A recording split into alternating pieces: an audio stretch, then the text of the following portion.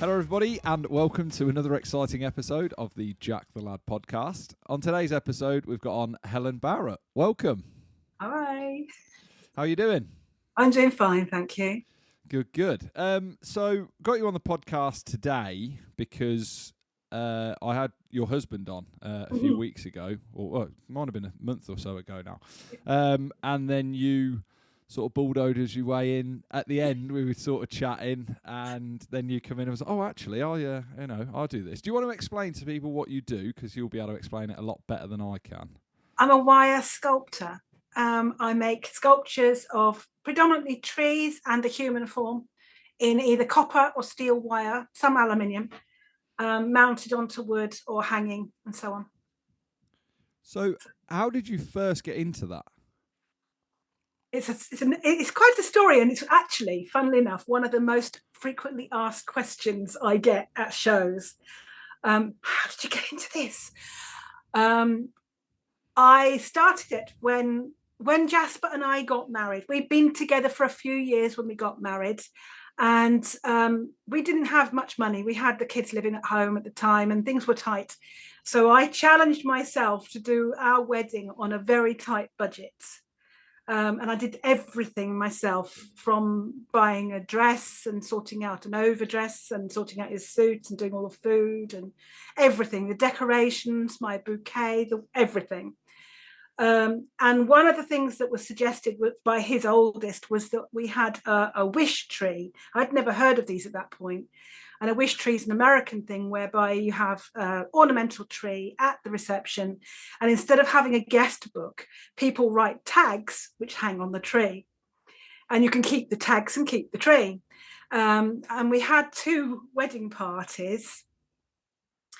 And at the second one, the first tree had broken because it was made of twig and it didn't last.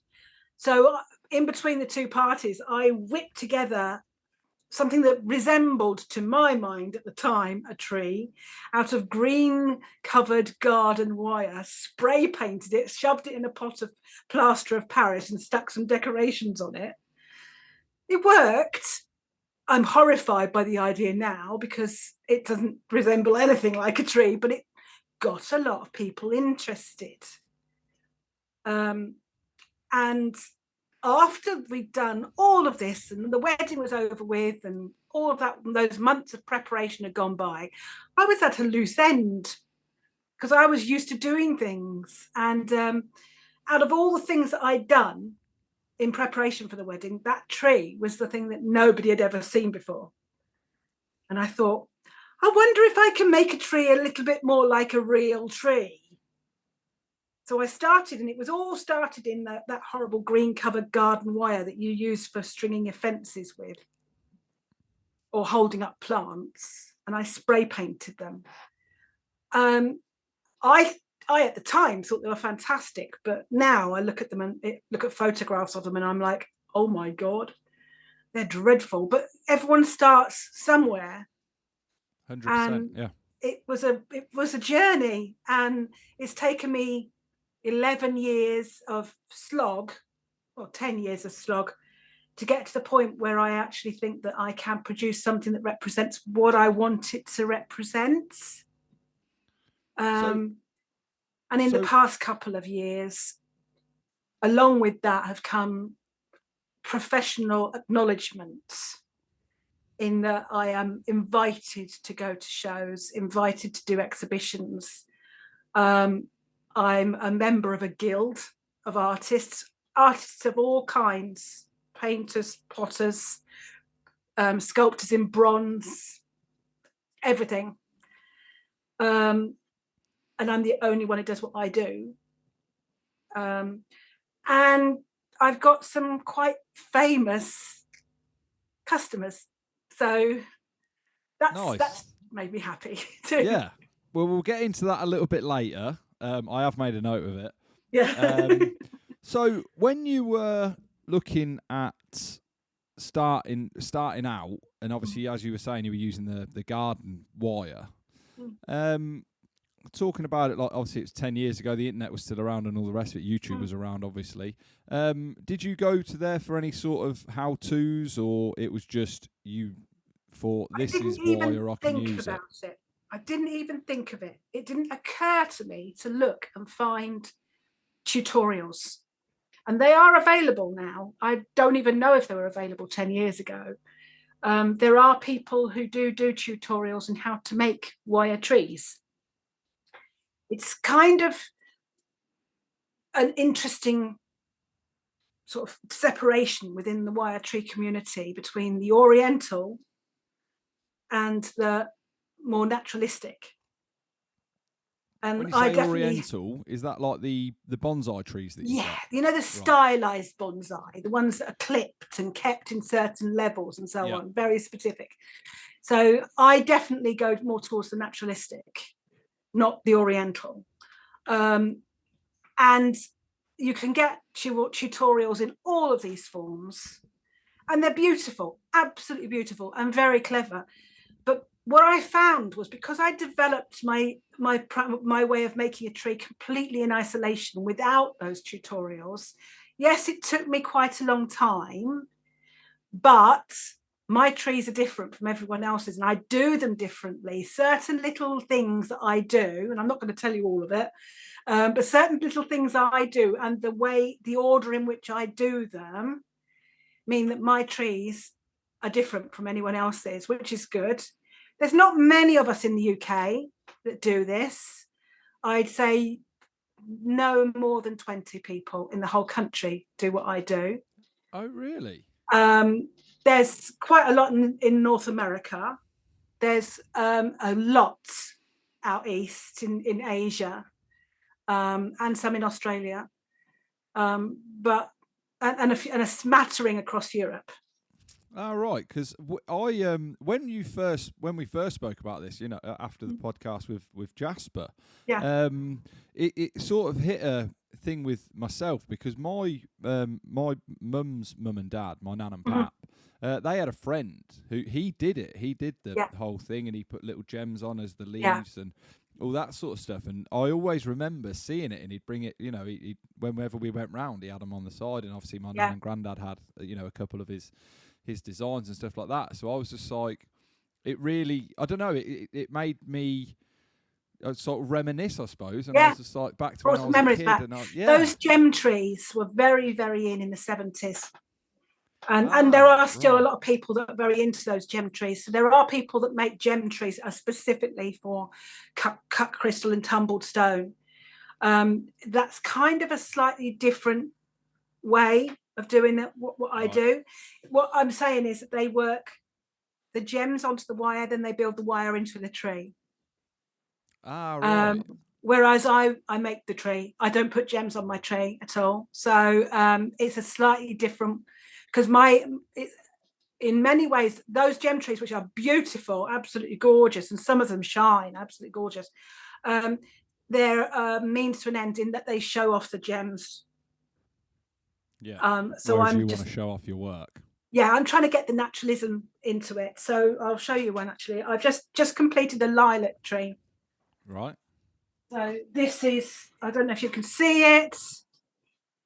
And I'll pull back a little bit. It's very difficult in this light for you to see exactly how like a lilac it is. So for everyone that's just listening, we've got, do you want to explain it to the guys that are listening?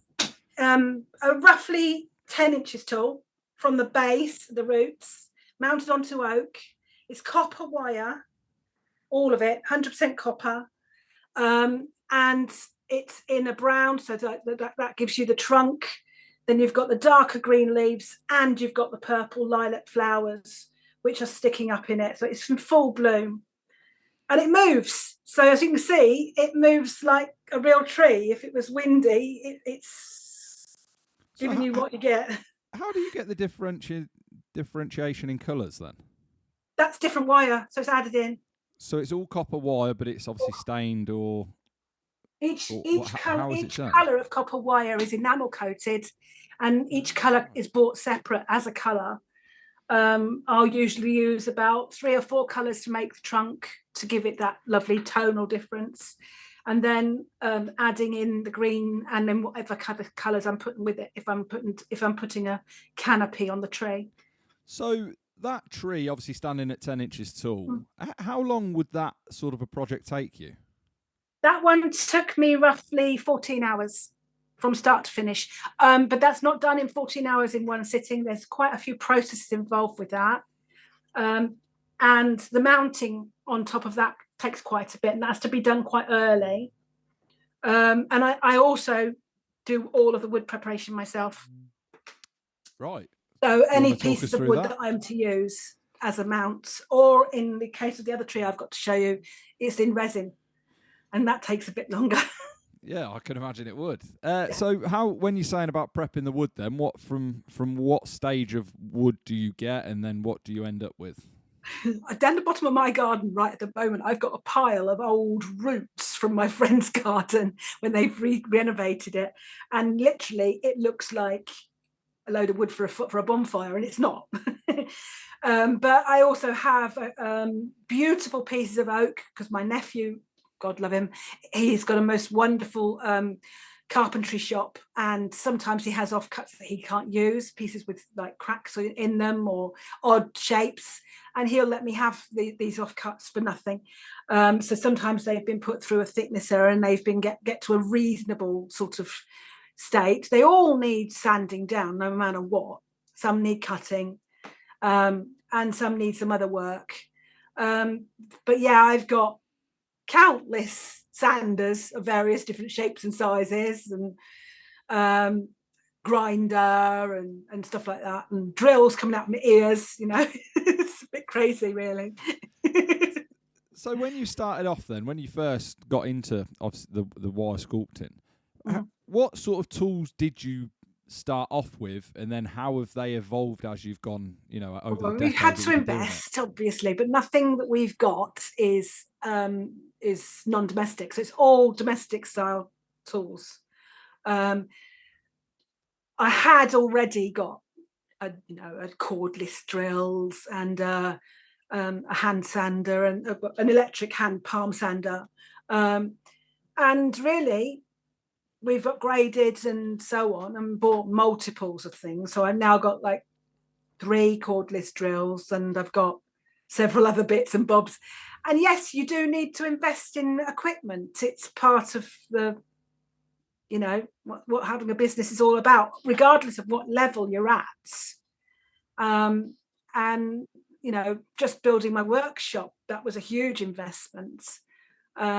And I'm very lucky, really. I was able to, because this is a council house, and they gave me full permission to have my workshop in the back garden, and they gave me permission to work from home, which I'm very lucky to get, because often local authorities don't like people working from home if it's something other than clerical.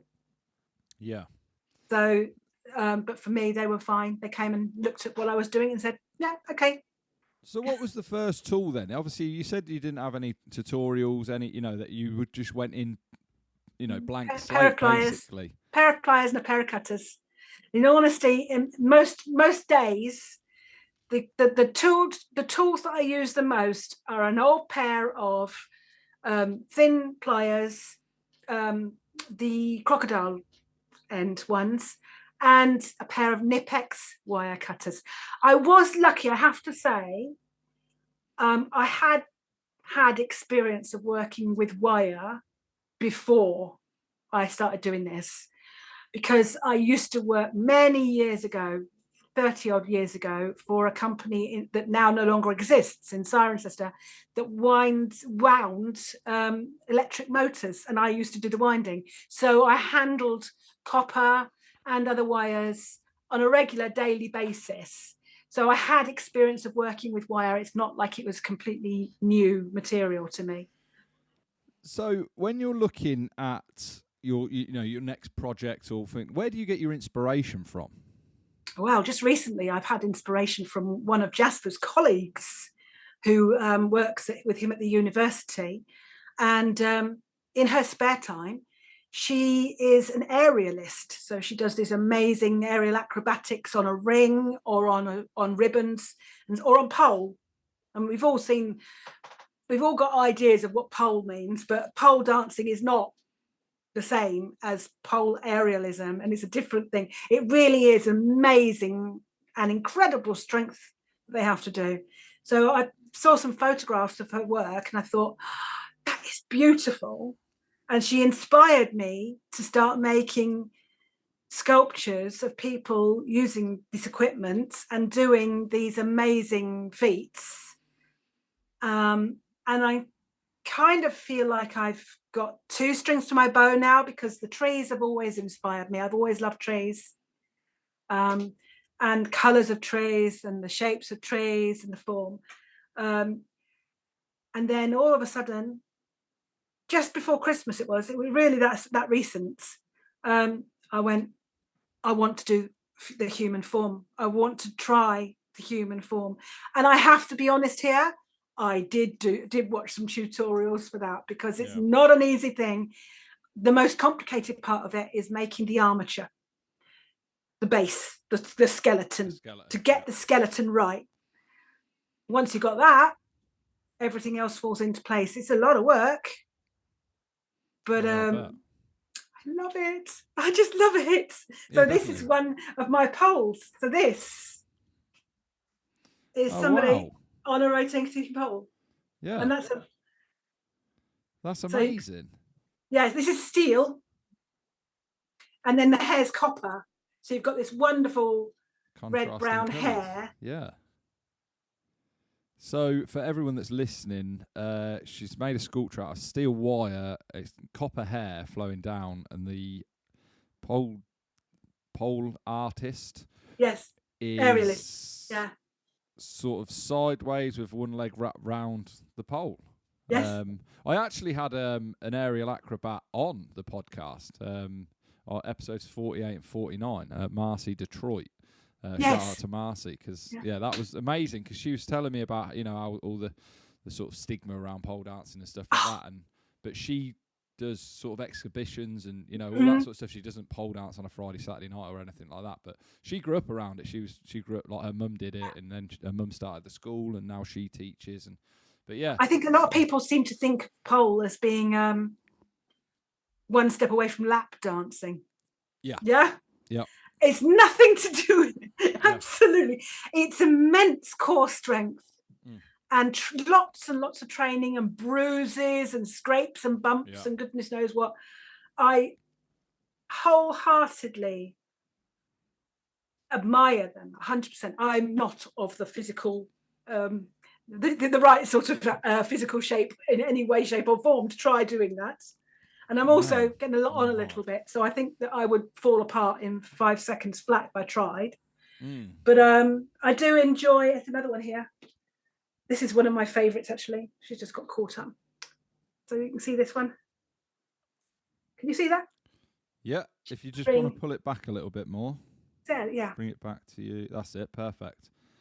So for everyone that's listening, it's a steel ring. Yes. With steel wire, and her hair is steel as well, by the looks of things. And she's sort of, I don't know how to describe it. Sort of red eagle with her legs behind her. Yeah, it's very good, really good. I love this one, and this one's going to Italy. With that, then, where do you begin with that? Where was the starting point for that piece? Well, obviously the figure is made completely separate from the ring. Yeah. It goes on the ring. That's the last thing. That's at the end. I have to make it so that the armature is completely malleable, so I can then bend it into the position I want it to be. Anyone who is working on a larger sculpture, say life size or half life size or something like that, you'd have to put it in the position you wanted it to be in at the point of starting. But because I'm working on a slightly smaller scale, I can actually then put them into the position I want them in once I've finished them. So I make the character, then I put it in the position I want. Right. So what is the sort of biggest sculpture that you would do or have done? Trees, I have done one that was 5 foot 4 inches tall. Wow. I have to say that tree was more of a creeper, and it was supported on a vertical sheet of polycarbonate. So it was like a climber that went through this sheet of polycarbonate like a snake passing through holes. All right. And it was 5 foot tall, over 5 foot tall. For the human form, I have just completed one, which is, I think I'm going to sneeze. I hate hay fever. I've just completed one which is about 4 foot from top to bottom. That's for the bigger garden size. I've got reclaimed bicycle wheels rims as the ring, because finding something that's weatherproof and lightweight and circular, a wheel rim is absolutely perfect for it. Yeah, it would be, 100%. I had a big racer wheel rim, and I've made the female character, to do it, to go on it, to fit that form. And that one will be going next month to an exhibition at a place called Showborough. Oh, right. Which is a very big house near Tewkesbury, and they have a 6-week garden art exhibition every year. And I've been putting work in there for several years now. Always been trees, but I'm moving on a little bit and changing it up a bit. Nice. And she's going to that. So what else could you sort of get into? Obviously, with you're doing trees now, you're doing people. What else would you want to do? I did do one elephant. Right, I did a tree with an elephant eating from it. It was supposed to. How did that come about, or why did that come about? Because I wanted to do an acacia tree, which is the trees that you get on the plains in Africa. Yeah. And I wanted to sort of give it a relative size comparison. So I used resin as well, and I made my own mold to form a sort of pool of resin in which the acacia was mounted and the elephant was mounted side by side, and it sold straight away at a gallery at a sculpture park. So has there never been any more incentive to do more then? Possibly in the future, but I think I'm quite happy continuing with the trees and the naturalistic style, and then also the form of the human form, and pursuing that separately. This colleague of Jasper's, who was my first inspiration for this, Shay, she suggested that I should take them with me to some of the aerialist shows and sell them directly to the aerialists, because they could then ask me to do specific poses, and if it's their favorite position, and I could then put the character into the position that they want. Yeah, definitely. It's something that might happen in the future. So obviously you touched on it at the start about your clientele. How did that all come about, and who was your first, and who are they? Right, well, a lot of my trees have gone as gifts to several famous people. You just do it. Here, you can have one. And of those people that have had gift trees, it's given me the opportunity to meet people that I wouldn't have the opportunity to meet, which is lovely. Lawrence Llewellyn Bowen's got one. Who else? Bill Bailey. We met him here in Cheltenham. He came to do stand-up, and I approached one of the security guards and said, I've got a gift for him. Is it possible to see him? And he came out and he received it, and he was most impressed. And he sent me a photograph later of the tree on his piano. Unfortunately, he wasn't in the photograph. That's all right. At least you know it's got a nice place at home. Sorry. At least you know it's got a nice home. Yes. To a nice home. Absolutely. Gary Newman. We went to see Gary Newman in Leamington Spa and dropped him a tree. There you go. A black tree with red tips. Very him. Nice. But the most enjoyable, I think, was that Toya Wilcox bought one of my trees at Showborough for her lovely husband, Robert. And then I started to receive emails from him, which was most impressive. So he emailed me to ask about its care and so on. And so we have occasionally talked. And of course, since lockdown, they've become so famous because of all of their podcasts, doing their Sunday lunches and so on. And I have actually spied it a couple of times because Toya did a haunted thing about having ghosts in her house on one of the Discovery channels, and we happened to come across it and we watched it, and one of the pictures was in that courtyard, and there was my tree on the table, and I'm like, yes, it's still there. Nice. I mean, that must be an amazing feeling as well to see it, that it takes a pride of place in their house. Yeah, well, it's in their courtyard, so it's outdoor tree because it was a garden sculpture. Yeah, absolutely. I mean, I didn't know it was her that bought it, because that year at Showborough, we were getting email updates each week to say if something had sold or not. And he did put a surname next to it as to who had purchased it. And all it said was Wilcox. Well, I mean, Wilcox is a fairly common surname, so I didn't think anything. And on the very last day, I went to pick up the one that didn't sell. And I thought, whilst I'm here, I'll clean the one that has sold, because it's obviously got to be picked up. So I'll make sure, because it's been under a tree and it got quite grimy. I thought I'll give it a nice clean because it's going to be picked up. And this lovely little lady in Wellington boots and a sou'wester, because it was raining terribly hard, turned up, and it was Toya Wilcox. And I'm like, oh my God, fangirl moment. Yeah, I bet. So, yeah, I had no idea who Robert Fripp was at that point. And then I sort of went back and Googled, because I thought, well, who's Robert Fripp, who's he? And oh my God, King Crimson. Holy cow. So I was a bit sort of, but he's lovely. He's got a very dry sense of humour, which I love. Yep, that's the best way. So what's in the future for you then? This is a problem. Okay. During lockdown, I was diagnosed with macular degeneration. So, and it's got bad. So every 8 weeks, I had an injection in my right eye.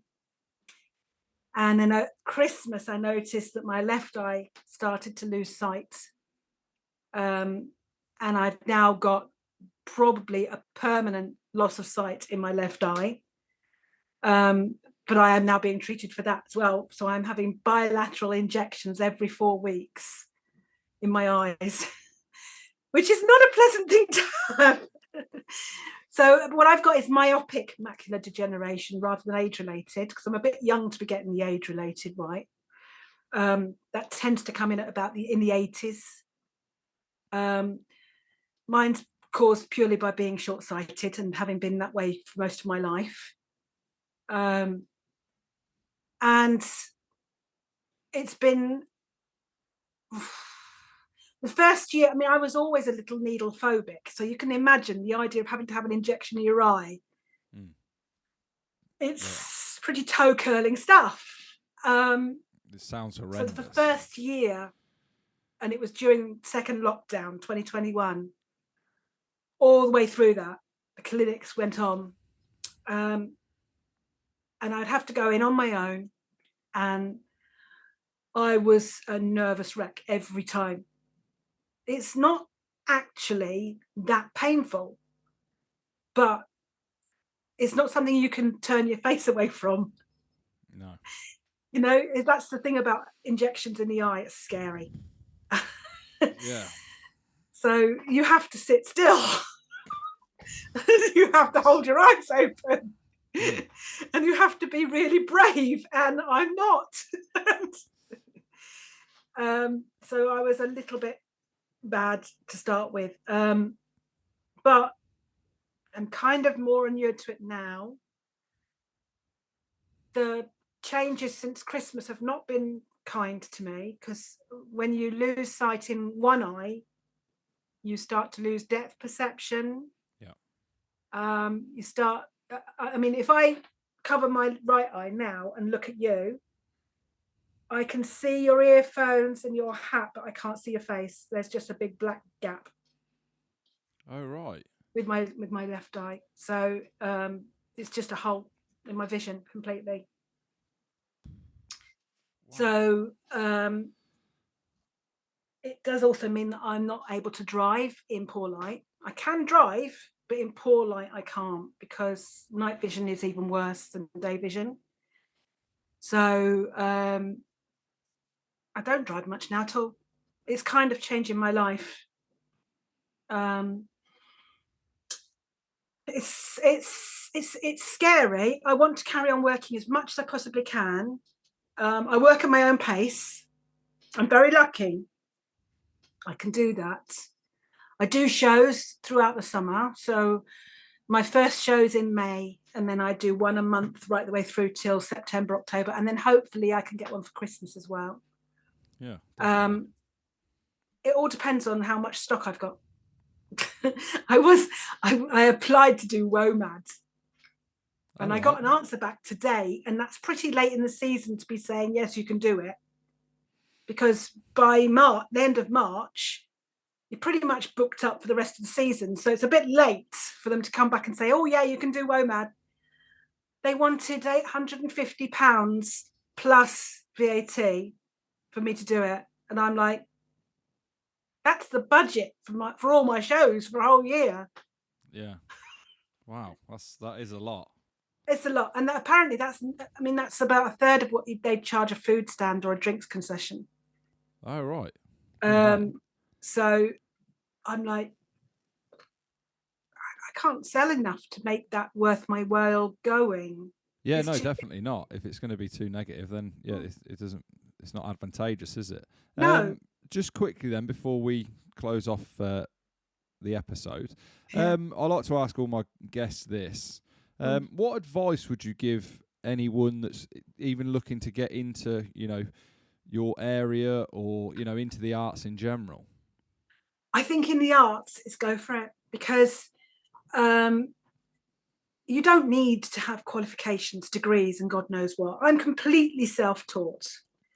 I did do a business plan when I first started out, and I did actually get a very small amount of help from the job centre, strangely enough, but that was a while back, and I don't even know if they still do that sort of thing. Enterprise allowance, it was called.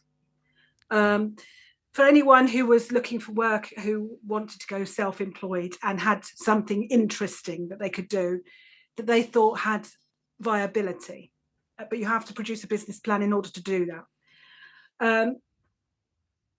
Look for the right market. Try and find something that maybe is a gap in the market or hasn't been seen before. Doing something slightly differently makes all the difference. Always be willing to look at how other people do things and see whether you could improve it. Learning from other people is not stealing. But listen to your heart. If it's not right for you, if this idea isn't what you want to do, then don't do it, because you'll never. One of the things about being an artist of any form is that you need to get joy from it. It mustn't become a chore. If it becomes a chore, you're never going to put yourself into your art, and it's going to be very weak. Yeah, I agree. Well, thank you very much for coming on the podcast today. Have you got any socials or anything that you can throw at people, that how they can get in contact with you at all? Yeah, I've got a Facebook page. That's my primary spot for contact. I do have Instagram as well, but most of my Facebook page. Facebook page is Helene Barrott Designs in Wire, or Facebook.com/HBDIW. Brilliant. Well, thank you very much for coming on the podcast. Okay. And we shall see you again soon, guys. Okay. I will post this up on my Facebook page when it's done. Thank you very much. Goodbye. Okay. Thank you.